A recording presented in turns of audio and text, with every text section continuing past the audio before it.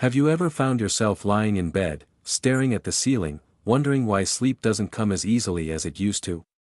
Maybe the clock ticks a little louder now. Maybe your thoughts race when the world finally goes quiet. Or maybe you just keep waking up in the middle of the night, feeling like your body forgot how to stay asleep. If that sounds familiar, you're not alone. In fact, after the age of 65, more than 80% of people report trouble sleeping.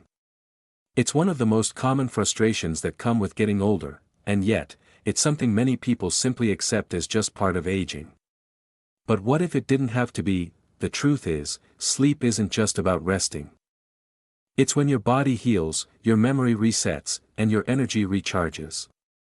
And when sleep becomes difficult, everything else, from mood to memory to mobility, can suffer. That's why today, we're going to talk about something that could truly change the way your body feels every single day: how to sleep well every night, naturally, without relying on medications or gimmicks. We'll go over 6 practical, simple things you can start doing right now, not 10 years ago, not when you were younger, but today. No matter your age, you deserve restful, nourishing sleep. And it's never too late to reclaim it. Let's start with something you might not expect: your routine. Think back to when you were raising kids or working a job. Chances are, you had some kind of schedule.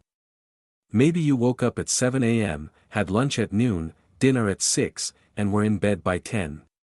Your body got used to that rhythm. But after retirement, that structure often slips away. Suddenly, there's no reason to wake up at the same time every day. Meals might happen whenever you feel like it. And bedtime?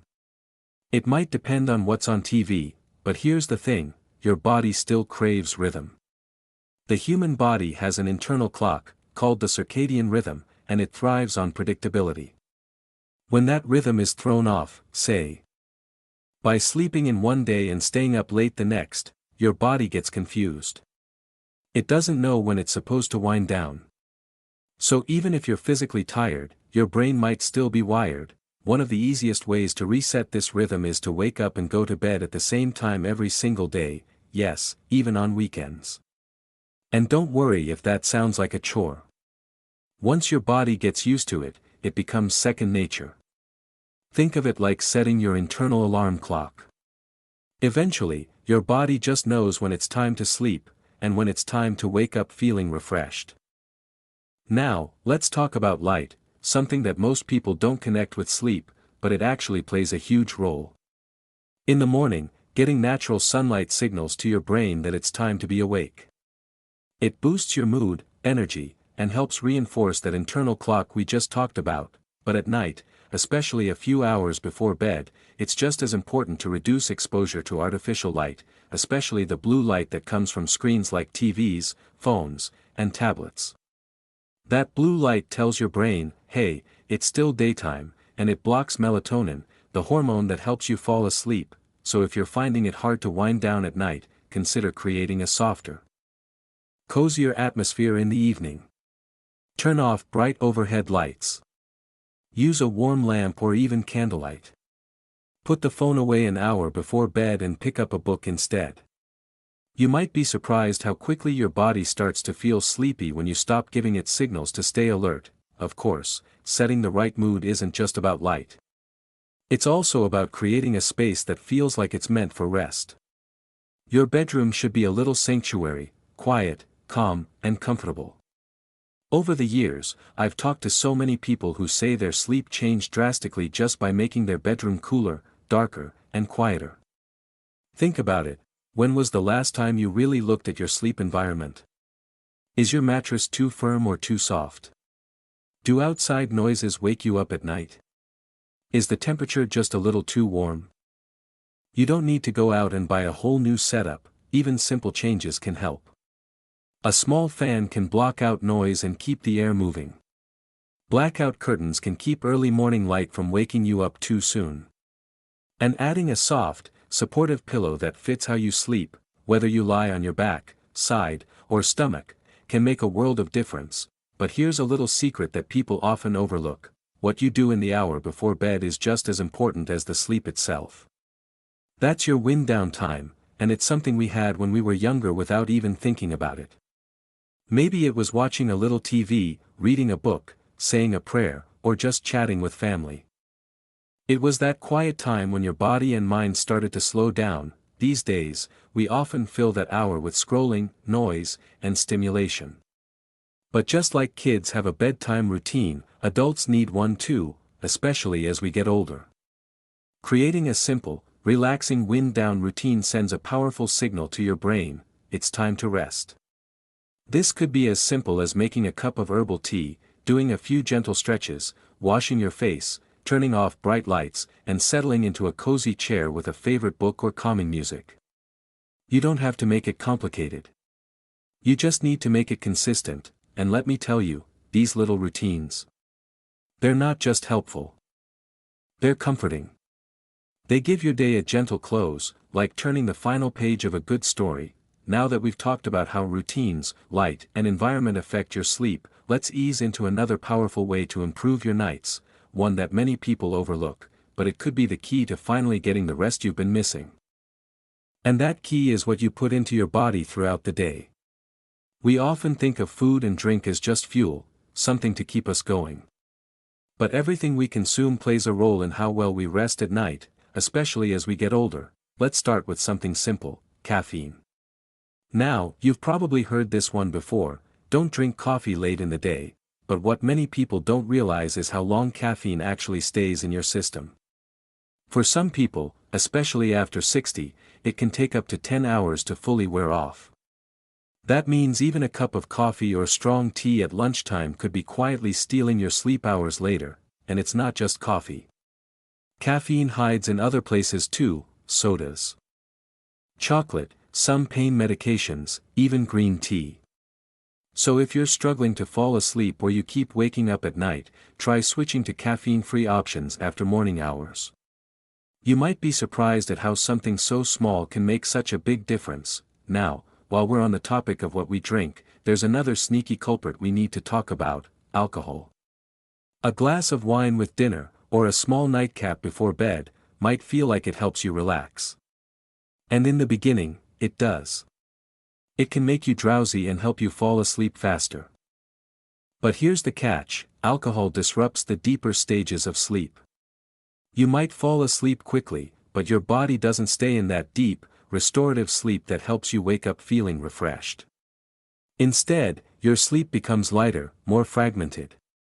You might toss and turn more, or wake up in the middle of the night without knowing why. And the next morning, you feel groggy, like you barely slept at all. If a nightly drink has become part of your routine, try cutting it back gradually. Maybe replace it with a calming herbal tea like chamomile or peppermint. These natural remedies have been used for centuries to soothe the body and relax the mind. Sometimes, a warm mug in your hands is all you need to ease into a restful night. Of course, food matters too, not just what you eat, but when. Heavy meals close to bedtime can make your body work overtime when it should be winding down. Spicy or fatty foods, in particular, can cause indigestion or acid reflux, which often gets worse when you lie down. That discomfort might not always feel dramatic, but it can quietly interrupt your sleep cycle, making it hard to stay asleep through the night. Try to finish your main meal at least 2 or 3 hours before you go to bed. If you get hungry later on, a light snack, something simple like a banana, a handful of nuts, or a small bowl of oatmeal, can actually help. These kinds of foods contain nutrients like magnesium and tryptophan, which naturally support better sleep. Now let's shift gears a little. We've talked about what you can do with your schedule, your space, your food, and your habits, but what about what's happening inside your mind? It's no secret that life gets more complicated as we get older. We carry more memories, more responsibilities, and sometimes more worries. And for many people, bedtime is the one moment the world goes quiet, and that's when all the thoughts come rushing in. Maybe it's replaying something from years ago. Maybe it's concern for a family member, or stress about health, or just the weight of everything that's happened. Whatever it is, if your mind is racing when your head hits the pillow, you're not alone. That's where a calming mental practice, something as simple as deep breathing, can work wonders. Just a few minutes of slow, intentional breathing tells your body that it's safe. That it's time to rest. Breathe in deeply through your nose. Then slowly out through your mouth. Let each breath be just a little slower than the last, and if your mind keeps spinning, try focusing on something simple, not stressful, not emotional, just soothing. Imagine yourself walking through a peaceful garden. Hear the crunch of gravel under your feet, feel the warmth of the sun on your face. Let your mind wander gently, like you're drifting through a dream before you even fall asleep. You might also try journaling in the evening. Just a few lines on paper, your thoughts, your worries, or even a short list of things you're grateful for that day. Writing things down gives your mind permission to let them go for the night. It's like telling your brain, it's okay, you don't have to keep holding on to this right now. And here's something beautiful to remember: sleep isn't about shutting down. It's about letting go. Letting go of the noise. The expectations. The endless to-do list. Letting your body rest. Letting your heart soften. Sleep isn't a battle to be won, it's a gift to receive. And the more gently you prepare for it, the more deeply it arrives. Next, we'll explore something that might surprise you, a daytime habit that can make your nights far more restful, even if you've struggled for years. A habit that starts during the day and ends up making a real difference at night. It's something simple, free, and often overlooked: getting sunlight in the morning. Now, you might be thinking, what does the sun have to do with sleep? But here's the thing: your body has an internal clock, a natural rhythm called the circadian rhythm, and it relies on sunlight to keep that rhythm balanced. When you get outside in the morning light, even for just 15 to 20 minutes, you're telling your brain, hey, it's time to wake up. That clear signal helps set the timing for when your body will feel sleepy later. Without that morning light, especially if you're indoors most of the day, your body can lose track of when it's supposed to feel awake and when it's time to wind down. That confusion is what causes those frustrating nights of lying in bed, tired but unable to fall asleep. So, if you can, step outside after breakfast. Sit on the porch, take a short walk around the block, or simply open the curtains wide and let that natural light hit your face. Even on a cloudy day, your eyes and brain are picking up cues from the daylight. It's one of the gentlest, and most powerful, ways to help your body sleep better at night, but it's not just the light. Moving your body during the day also helps. You don't need to run marathons or lift heavy weights. Just a little gentle exercise, like stretching, walking, tai chi, or gardening, gets your circulation going. Lifts your mood, and helps burn off the kind of restless energy that keeps you up at night. Think of it like this: your body wants a rhythm. It wants to move during the day, then rest deeply at night. If you spend most of your day sitting or napping too long in the afternoon, your body might not build up enough sleep pressure to feel truly tired by bedtime. But a short daily walk or a few stretches can bring just the right amount of movement, enough to make your sleep feel like a natural, welcomed ending to your day. And don't forget, exercise also releases feel-good chemicals, things like endorphins and serotonin, which not only boost your mood, but help ease anxiety and worry. That makes a huge difference when your goal is peaceful, uninterrupted rest. Now, let's talk about something that might be harder to admit, but so important: loneliness. It's not often discussed when it comes to sleep, but feeling isolated or emotionally distant from others can create a kind of quiet tension that lingers at night.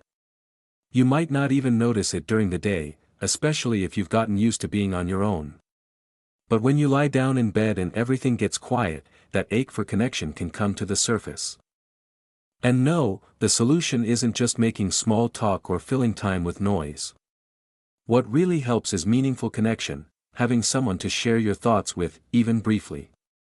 It could be a short phone call with a friend or relative, a neighborly chat, or joining a local group or activity where you feel seen and valued. When we feel connected, our nervous system relaxes.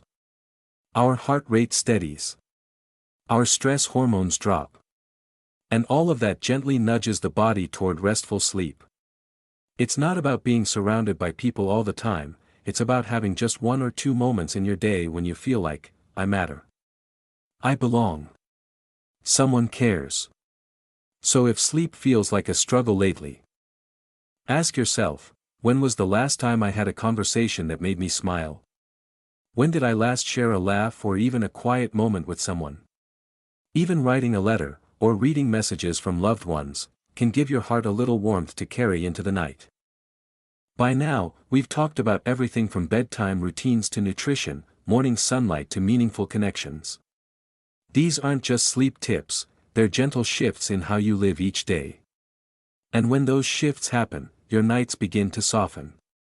The tension starts to melt away. Your body begins to trust again, trust that rest is safe, that it's allowed, that it can come naturally. Of course, there's no perfect fix. Some nights will still be restless. That's just part of being human. But when you start treating sleep not as a chore, but as a gift, something you prepare for with love and patience, you begin to feel the difference. Remember, your body is still wise. Even at 65, 75, or 85, it knows how to rest, how to heal, how to restore itself. Sometimes it just needs a little help.